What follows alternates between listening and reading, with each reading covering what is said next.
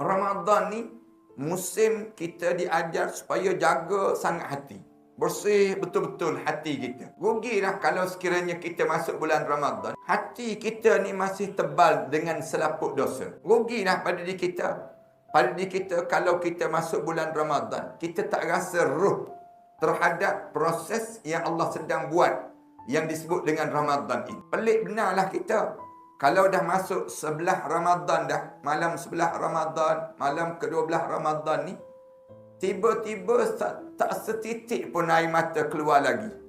Semenjak satu Ramadan hingga kepada malam ni. Tanda apa? Tanda hati kita ni masalah. Tanda hati ni masalah. Kalau hati ni masalah, sempat lagi ni kita nak baiki. Sempat lagi proses kita nak baiki ni. Allah jadikan pada diri kita.